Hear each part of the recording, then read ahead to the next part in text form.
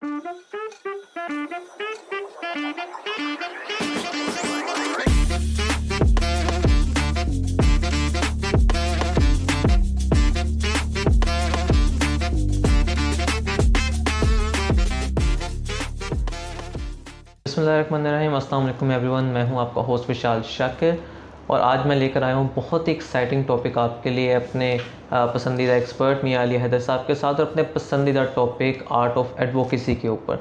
किस तरीके से एडवोकेसी की जाती है, एडवोकेसी है क्या, कौन कौन से रूल्स हैं जो फॉलो करने चाहिए in court and outside of the court, इस सब पे तफसीलन बात होगी हमारे एक्सपर्ट के साथ। तो चलिए उन्हीं के पास चलते हैं। अस्सलाम वालेकुम सर। वालेकुम सलाम sir, thank you so much, आपने आज हमारी ऑडियंस के लिए फिर से टाइम निकाला। We are getting an overwhelming response from our viewers, और आपकी वीडियो से और बाकी एक्सपर्ट्स की वीडियो से बहुत ज़्यादा व्यूअर्स खुश हैं और बहुत ज़्यादा सीखने को उनको मिल रहा है। आज हमने सोचा कि आपसे डिस्कशन की जाए आर्ट ऑफ एडवोकेसी के ऊपर, कि किस तरीके से एक लॉयर जो है, या यंग लॉयर है, या मेरे ऐसा कोई लर्निंग फेज़ का जो लॉयर है, वो किस तरीके से इस आर्ट को इम्प्रूव कर सकता है, और आपकी पर्सनली तौर पे क्या टिप्स और ट्रिक्स होती हैं अपने आप को कोर्ट में अपीयर करने की, and even with outside the court, कि किस तरीके से आप ख़ुद को कैरी करते हैं और किस तरीके से आप वो बॉडी लैंग्वेज, कॉन्फिडेंस जो है रेडिएट करते हैं अपनी पर्सनैलिटी से। Sir, the floor is all for you. Thank you Vishal. और जैसे आपने कहा कि जितने भी लेक्चर्स अभी तक हम कंडक्ट कर चुके हुए हैं, उन लेक्चर्स तक जाने से पहले अगर कोई चीज़ इम्पॉर्टेंट है तो वो ये आज का लेक्चर है, which is art of advocacy. The thing is this कि if I have to put it down 1 2 3 4, तो it will be very difficult for me कि क्या आर्ट ऑफ एडवोकेसी के अंदर डूज़ एंड डोंट हैं। बट यूनिवर्सली अगर देखा जाए, और बहुत सारे सीनियर लॉयर से भी आप जब डिस्कशन करते हैं या उनको सुनते हैं, तो वो 4 tier प्रोसेस बताते हैं। First of all, know thy client. Second, know thy facts.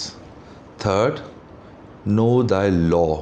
And the last one is know thy judge. अच्छा, मेरा अपना ज़ाती ये मानना है, इन 4 tier प्रोसेस पे आने से पहले बहुत सारे फैक्टर्स हैं, बहुत सारी ऐसी सिचुएशंस हैं, बहुत सारी ऐसी चीज़ें हैं जो कि अपना रोल प्ले करती हैं prior to coming to this 4 tier process, in between that process and after that process. ठीक। सो आई विल ट्राई कि मैं अपनी जितना भी मेरा लिटिल सा नॉलेज है उसके मुताबिक इस सारे को रैप अप करने की कोशिश करूं, और आपकी ऑडियंस के लिए एक आसान अल्फाज के अंदर इसको एलैबोरेट करता चलूँ। Before I delve into that detail nitty gritty और detail conversation to that, I must confess कि इस दुनिया में जितने भी प्रोफेशन हैं, उनमें the most toughest profession is the profession of law. ठीक है। और there are several reasons to that. For instance, a lawyer is always performing before a better knowing law persons, which is a judge. A lawyer is performing against an opponent who sometimes, or in fact most of the times, is well recognized lawyer. And last of all, the lawyer sitting in a court of law जिनकी 50 साल की standing है, 40 साल की standing है। सो इन सारे factors को देखते हुए तो ये बहुत इम्पॉर्टेंट और बहुत मुश्किल प्रोफेशन है, क्योंकि अगर तो आप कॉर्पोरेट साइड पर प्रैक्टिस कर रहे हैं, आप कमर्शियल साइड पर प्रैक्टिस कर रहे हैं, ट्रांजैक्शनल काम कर रहे हैं, तो वहाँ पे रिटेनरशिप्स का कॉन्सेप्ट है, एडवाइजरीज़ का कॉन्सेप्ट है। लेकिन जो आपकी फौजदारी वकालत है, इसके बारे में अक्सर कहा जाता है कि ये हवाई रोज़ी है। यानी क्लाइंट आएगा तो आप उसे इंगेज करेंगे, वो आपको इंगेज करेगा तो फिर आपको पैसे वगैरह मिलेंगे। सो इस वजह से ये बहुत टफ प्रोफेशन है लॉ का बिलखसूस, और इन पर्टिकुलर अगर आप फौजदारी वकालत की बात करें। Which leads to a question कि हमें ये समझना चाहिए, और ये बहुत ज़रूरी है कि we should ponder upon it, that what basically law is. ठीक है। लॉ है क्या चीज़? अगर स्ट्रिक्टो सेंसो इसकी डेफिनेशंस में जाएं, इसके लिटरल इंटरप्रिटेशंस के अंदर जाएं, तो वो बड़ी एक फेमस सी आपको बात मिलती है, it's a command of a sovereign. Law is nothing but an entitlement recognized by law, because if something is not recognized by law you cannot claim as that. So ये एंटाइटलमेंट है। ठीक है। Law एक और अगर इसकी philosophical interpretation के अंदर जाएं तो कहा यह जाता है कि it provides a mechanism to regulate conduct between human beings. बिल्कुल It provides a mechanism to conduct a relationship between institutions. It provides a mechanism to regulate a relationship between individuals. So ये तमाम की तमाम चीज़ें जो है law के पैराफीलिया के अंदर आप देखें तो ये किसी ना किसी चीज़ को रेगुलेट कर रहा होता है और इसका बेसिक रीज़न डिएक्ट्रे है to bring the peace and harmony in the society. बिल्कुल बड़ी सिंपल सी बात है कि यानी मैं यहाँ पे थोड़ी सी इस्लामिक कॉनोटेशन जो है वो उसका रेफरेंस दूंगा कि हम नमाज बाजमात हो के एक सफ़ बंदी क्यों करते हैं. ये एक रिप्रेजेंटेशन करता है एक यूनिकनेस की, एक माशरे के अंदर, एक सोसाइटी के अंदर, एक कल्चर के अंदर, एक मुल्क के अंदर, एक सूबे के अंदर, एक रियासत के अंदर और तमाम दुनिया के अंदर एज अ जनरल ये एक हार्मनी क्रिएट करता है. By having said that, which leads to a question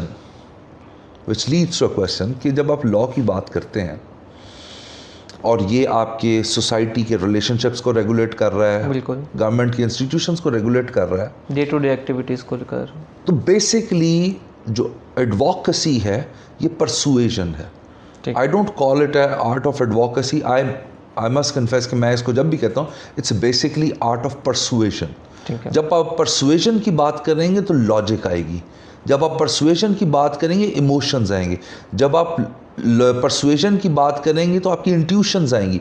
जब आप परसुएजन की बात करेंगे तो आपके डे टू डे अफेयर्स के अंदर सोशल वैल्यूज़ आ जाएंगी. सो ये सारी चीज़ें जब आती हैं in a context of a law तो एक लॉयर के लिए ज़रूरी है कि उसको इंडस्ट्री का पता हो, उसको पता हो कि जिस एरिया में प्रैक्टिस कर रहा है वो रूल्स ऑफ द थंब क्या है, वहाँ की रिक्वायरमेंट क्या है. एक लॉयर के लिए बहुत ज़रूरी है कि उसको लिटरेचर का पता हो, उसे इकोनॉमिक्स का पता हो, उसे हिस्ट्री का पता हो, उसे ग्रेट थिंकर्स का पता हो, रॉसा का पता हो, जॉन होप का पता हो, सॉलमन का पता हो, लॉर्ड डैनिंग जैसे ग्रेट जज का नाम पता हो और उसकी जजमेंट्स के बारे में पता हो. सो ये बेसिकली चूँकि आप डे टू डे अफेयर्स को डील कर रहे हैं, डे टू डे रिलेशनशिप्स को रेगुलेट कर रहे हैं, तो इन सारी चीज़ों का नॉलेज जो है बहुत ज़बरदस्त एक फ्लेवर ऐड करता है आपके प्रोफेशन ऑफ लॉ के अंदर when it comes to art of persuasion. With reference to that एक सवाल दिमाग में आता है और वो ये कहता है कि what requirement, what are the essentials to cook a very tasty dish? And if you ask me this question, I would say I don't know. बिल्कुल I don't know. What works for one varies from the other. others. So there are so many factors जो इन सारी चीज़ों के अंदर अपना role play कर लेते हैं. और अगर कोई पेन पकड़ के वाइट एंड ब्लैक में लिखने की कोशिश करे, it's very difficult. So in that regard हाँ, एक बेसिक चीज़ है, what is required from a lawyer to be a successful lawyer, you have certain rules and regulations in that regard. So for that reason कि what is required from a lawyer to become a successful lawyer, first of all a lawyer must be a very knowledgeable person. ठीक. When I say knowledgeable, क्योंकि बात यहाँ पे law की हो रही है और अदालत में sometimes literature plays a very pivotal role. अच्छा, वो कैसे? जैसा मैंने कहा कि एक लॉयर का नॉलेजेबल होना बहुत ज़रूरी है. लिटरेचर बहुत इंपॉर्टेंट रोल प्ले करता है क्योंकि लिटरेचर आपके कवानीन को शेप अप करने में बहुत रोल प्ले करता है. Sometimes any verse, any poem plays a very important role, and you know it. His Lordship Mr. Justice Asif Saeed Khan Khosa had incorporated and infused so much literature in his judgment. So इस वजह से literature बहुत role play करता है. Sometimes quotations जो होती हैं किसी ना किसी चीज़ की, वो बहुत रोल प्ले करती हैं.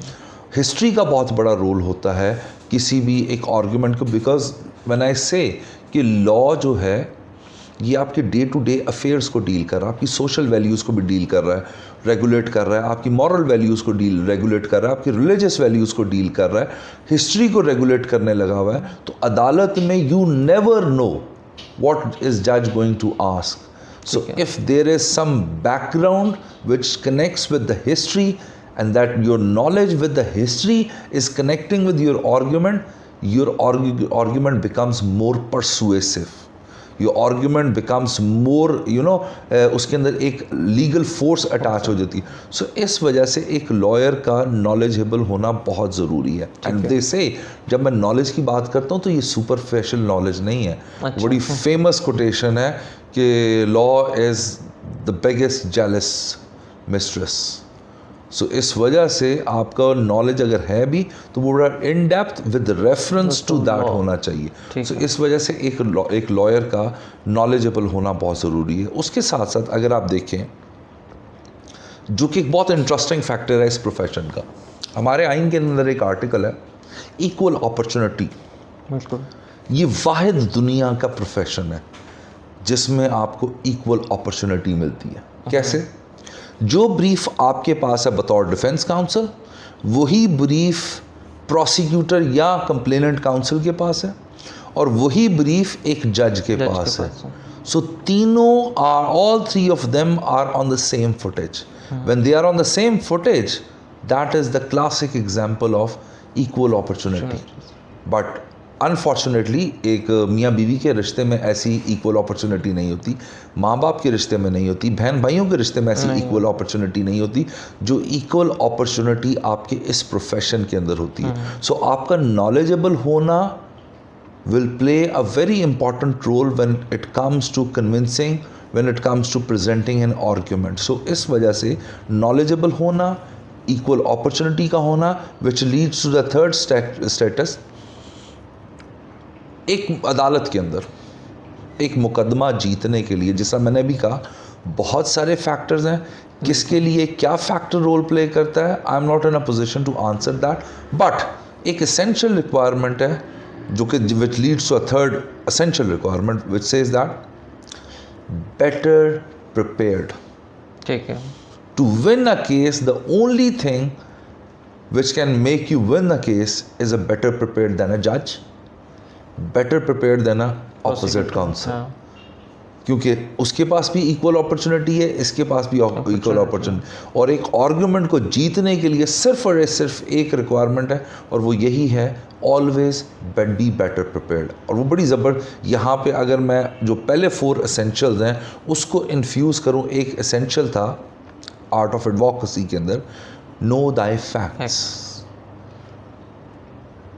जिस अच्छे तरीके से आपको अपने फैक्ट्स मालूम होंगे, आप अपने क्लाइंट का मुकदमा उतने अच्छे तरीके से परसुएसिवली आर्ग्यू कर सकते हैं. और बड़ी फेमस कोटेशन है जो कि वन ऑफ लेक्चर्स में मैंने पहले भी कोट किया, वजाज बटालवी साहब की, कि control the facts, law will take its own course. So इस वजह से one of the fundamental elements, always be prepared, better prepared than a judge and the complainant counsel.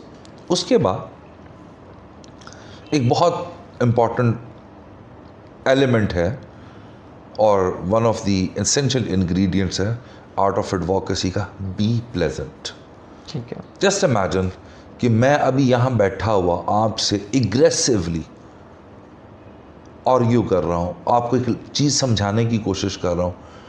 आपकी एक ह्यूमन साइकी है कि आपको जो चीज़ प्यार से प्लेजेंटली समझ आएगी वो कभी भी बदतमीज़ी से समझ नहीं आएगी.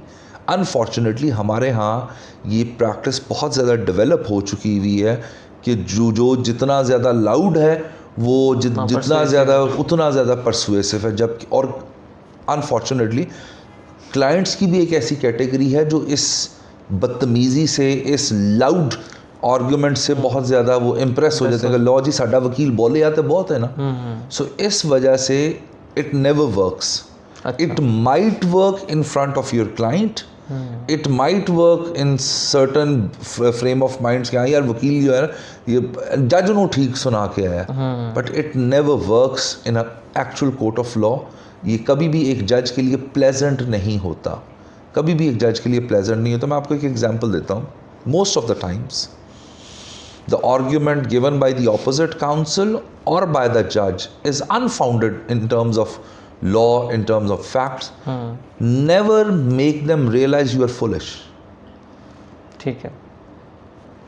Politely, you say that, sir, honorable sir, you are saying this, whereas document report under section 173 says this, and if you put your observation in comparison to 173's observation given by the IU, the facts are altogether different. Now this is a polite way, rather than you're saying, oh judge, sir आपने file पढ़ी हुई है, आपको तो पता ही नहीं है, ये देखें ज़रा चलान के अंदर क्या लिखा हुआ है. When you do this, you're offending a judge. लेकिन कुछ लॉयर्स ने प्राइड नहीं लेते that they feel they know better than the judge and they should point it out bluntly in front of the whole courtroom कि जज साहब आप थोड़ा इजी रहे, हमें ज़्यादा पता आपसे. No. As a lawyer, I tell you one thing. When I go to the court of law, I go with the frame of mind कि I know better than a judge. ठीक. I know better than my opposite counsel. वो एक अलग बात है कि I know it or don't know it. How you present it. How I'm presenting my argument. ठीक है. Most of the times बड़े foolish किस्म के arguments आपका opposite counsel दे रहा होता है, but यही तो advocacy है. Don't make him realize you're foolish. Do not divulge yourself into a cross conversation. जबकि एक बेहतर तरीका है कि आप प्लेजेंटली जज को इस बात पे कन्विंस कर सकते हैं कि सर जो आपने आर्ग्यूमेंट रखा है वो कोरस्पोंड नहीं कर रहा उस फाइल के साथ. ठीक है. Now this is the polite way, and politeness is always humility, humbleness, और ये सारी चीज़ें जो हैं वो आपकी एडवोकेसी के अंदर बहुत बड़ा रोल प्ले करती हैं, क्योंकि जज को भी पता चलता है कि रियलाइज़ हो जाता है उन्हें कि when you point out certain contradictions, observations, उन्हें भी पता चल जाता है कि हाँ ये चीज़ ऐसे ही थी और इसने बहुत पोलाइटली हमें ये सारी चीज़ें रियलाइज़ करवाई. सो इस वजह से ये एक बहुत बड़ा फैक्टर है. The most important one in all of these one, the courage of a lawyer. अच्छा. लॉर्ड डेनिंग से किसी ने पूछा, once asked that, what do you say about a good lawyer? What is your observation about a good lawyer? Lord Denning said, a good lawyer is always courageous. You should have a courage to speak up. You should have a courage to point out. You should have a courage to think at the spot. You should have a courage to answer the query put forth by the judge at the spot.